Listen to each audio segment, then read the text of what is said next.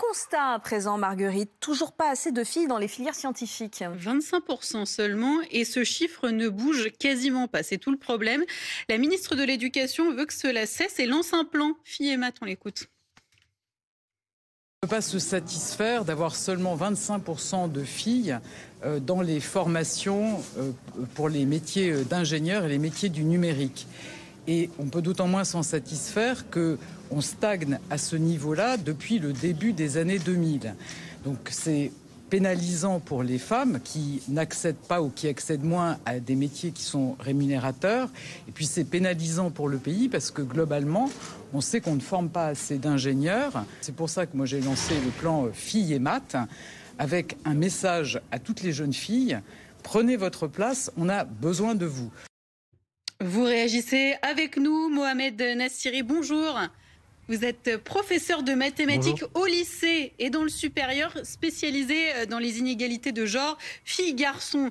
Première question, pourquoi est-ce qu'on en est encore là ? Dans vos classes, par exemple, pourquoi les filles renoncent aux maths ? Qu'est-ce qu'elles vous expliquent ?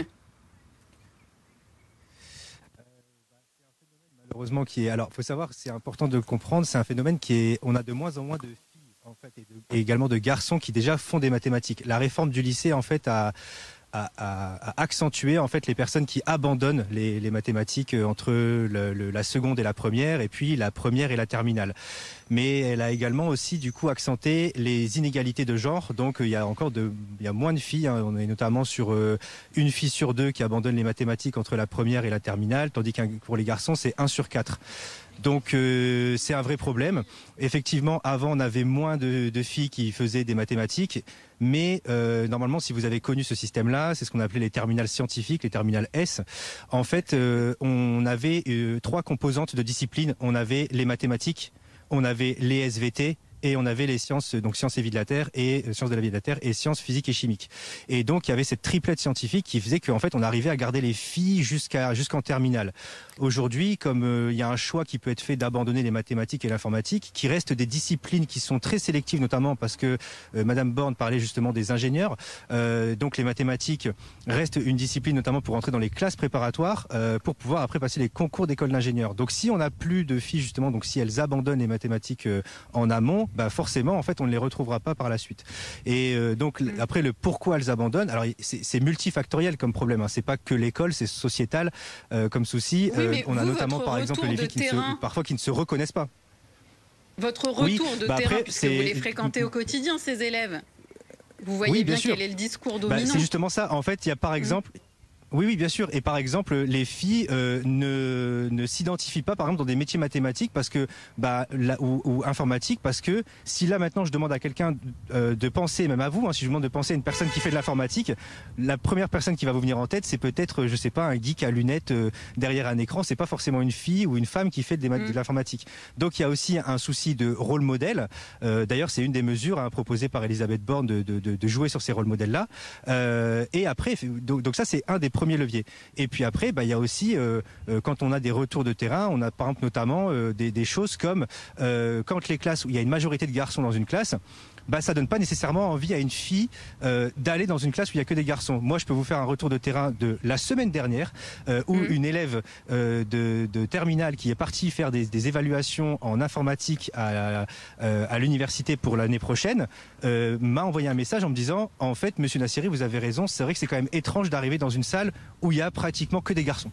Et il y a aussi ce côté un petit peu pas forcément toujours sécurisant en se disant en fait on va arriver dans un milieu où il y a que des hommes ou que des garçons parce que effectivement on a aussi un problème, on a une montée de sexisme, tout ça qui est assez présente aussi et qui monte dans les disciplines scientifiques malheureusement. Alors justement, Elisabeth Borne a laissé entendre, alors ce n'est pas du tout une annonce, elle l'a vraiment laissé entendre, qu'elle pourrait mettre en place des quotas pour les classes prépa. Est-ce que ça pourrait régler la question selon vous ? Alors ça dépend ce qu'on entend par quota. Moi je vais vous dire, moi je trouve ça, moi je suis un pro quota. C'était pas du tout mon combat de base, mais je trouve qu'effectivement on est tellement arrivé dans une situation très problématique que si on ne fait pas de quota, ça me semble difficile. Donc je vous donne un exemple pour comprendre un petit peu comment je vois les quotas. Si demain on pense aux classes préparatoires notamment. Si demain, imaginons on a une classe préparatoire qui a 50 places dans sa classe préparatoire et il y a 10 filles qui postulent et 80 garçons. bah, qu'est-ce que vous faites? Vous avez 50 places, s'il y a que 10 filles qui postulent, vous prenez que 10 garçons et dans ce cas-là, vous videz le reste de votre classe, ou vous dites, bah non, on va quand même remplir. Mais du coup, vous n'avez pas réglé le problème parce que, tout simplement, vous n'avez pas réglé le vivier, en fait. Donc, mettre des quotas, pourquoi pas, mais c'est une solution qu'il faut réfléchir, elle est radicale, elle est compliquée. Moi, je suis pas totalement contre, mais il faut vraiment qu'elle soit bien faite sur le terrain. D'ailleurs, justement, il y a 8 mesures qui sont proposées par Elisabeth Borne. Il y a des mesures qui semblent, alors elles sont, moi, il y en a plein que je trouve super. Sur le terrain, j'attends de voir ce que ça donne parce que ça risque quand même d'être assez compliqué pour certaines choses à mettre en place, quoi. Par exemple, juste un exemple très rapidement, celle qui pourrait être très compliquée. Bah, je sais pas, par exemple, il y a une des mesures qui, moi, me touche personnellement parce que c'est la formation des enseignants et des enseignantes sur les stéréotypes de genre, notamment. Et donc, je crois que dans les mesures, c'est marqué qu'il faut former tout le monde avant le 15 septembre, si je dis pas de bêtises. C'est très court en termes de délai. En effet. Si on prend juste l'Académie de Lille, je suis pas certain qu'on ait assez de formateurs et de formatrices déjà pour former tous les collègues sur le terrain. Et honnêtement, avant le 15 septembre, ça me semble très difficile, notamment si en plus vous devez ajouter des formations, laïcité, harcèlement, tout ça. Donc ça semble difficile sur le terrain en tout cas. Merci Mohamed Nassiri pour votre retour d'expérience expérience de terrain. Merci beaucoup. Et on avait besoin de modèles, Ashley. Oui. C'est ce qui a été dit, on est d'accord. Vous en avez choisi. J'ai sélectionné 3 femmes, pas Marie Curie, parce que c'est un peu la seule qu'on connaît. Il y a par exemple la scientifique russe Valentina Tereshkovka, première femme dans le monde à avoir volé dans l'espace. Françoise Barré-Sinoussi, qui a découvert le VIH quand même. Et puis plus récemment, en 2014, May-Britt Moser, prix Nobel de médecine.